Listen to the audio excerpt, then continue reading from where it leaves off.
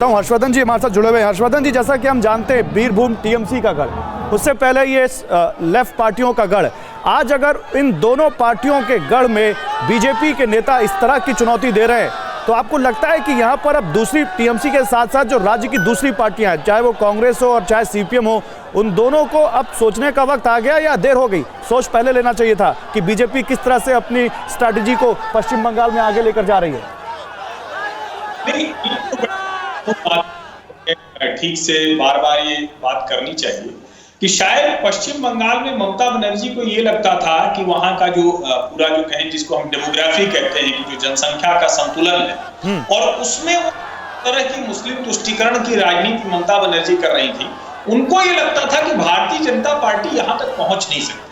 दूसरा एक चीज उनको ये लगता था कि भारतीय जनता पार्टी भले उसके जो संस्थापक हैं, जनसंघ के संस्थापक डॉक्टर श्यामा प्रसाद मुखर्जी रहे हों, लेकिन बंगाल में कोई बहुत बड़ी सफलता कभी भारतीय जनता पार्टी को मिली नहीं और इस रणनीतिक तौर पर वो आगे बढ़ेगी इसकी कल्पना नहीं थी। और शायद उनको यह था कि जब वामपंथ पूरी तरह से ध्वस्त हुआ, जिसको हम पूरी तरह से नंदीग्राम और सिंगूर से जोड़कर देखते हैं, जो उस वक्त लोगों का उबाल था, और उसके बाद जो उनको करना था।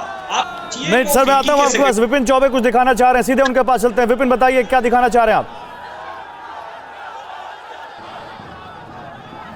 देखिए, अभी तक मैंने आपको जमीन से आसमान की तस्वीरें दिखाई, भीड़ दिखाई। अब मैं टॉप एंगल व्यू आपको दिखा रहा हूं गौरव, और टॉप एंगल व्यू से भीड़ देखिए और माहौल को समझने की कोशिश करिए और माहौल क्या कहता है ये जानिए। और इन तस्वीरों को पूरा जो देश देख रहा है इस वक्त, वो समझने की कोशिश करे कि बंगाल में क्या चल रहा है। बंगाल में बाहरी वर्सेस बंगाली की जो लड़ाई है वो कहां पहुंच गई है। इस भीड़ को देखिए और समझते जाइए। जहां तक आपकी निगाह जाएगी वहां तक आपको सड़कों के दोनों तरफ सिर्फ भीड़ ही भीड़ नजर आएगी।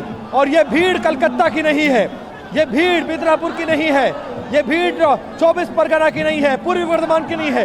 ये भीड़ ममता दीदी के गढ़ वीरभूमि की है। वो वीरभूमि जो पहले वामपंथियों का एक बहुत बड़ा गढ़ था, वो वीरभूमि जो अब टीएमसी का गढ़ बन चुका है। उस गढ़ में आके एक बड़ी चुनौती बीजेपी दे रही है, ललकार रही है ममता बनर्जी को, और ये कह रही है कि हम आपके घर में घुस के आपको चुनौती दे रहे हैं। और ये भीड़ जताने के लिए और बताने के लिए काफी है कि क्या कुछ हो रहा है बंगाल में।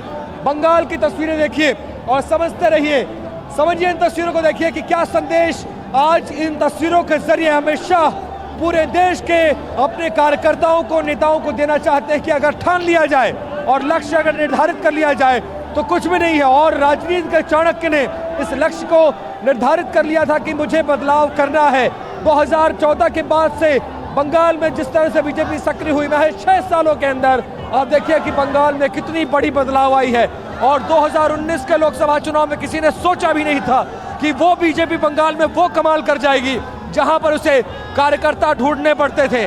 और अब आप इन तस्वीरों को देखिए और समझने की कोशिश करिए कि बंगाल का मूड क्या है, बंगाल में माहौल क्या है, बंगाल किस तरफ जा रहा है। चुनाव में अभी बेशक कुछ महीने बाकी हो, लेकिन ये तस्वीरें जाहिर कर रही हैं कि वीरभूमि में अगर पब्लिक इस तरह का अपार जनसमूह देखने को मिल रहा है तो बंगाल का मूड क्या है। अभी कई महीने बाकी हैं और अगर कुछ चुनाव के कुछ महीने पहले दीदी के गढ़ में ये भीड़, ये जनसमूह, ये उत्साह, ये जोश, ये जुनून लोगों का नजर आए तो आप समझ सकते हैं कि बंगाल का मूड क्या है। मैं बिल्कुल आपकी बात से सहमत हूं विपिन, बिल्कुल आपकी बात से सहमत हूं, और इस बात को कोई नहीं काट सकता। जो आप बता रहे हैं, जो आप दिखा रहे हैं, इस बात को कोई नहीं काट सकता।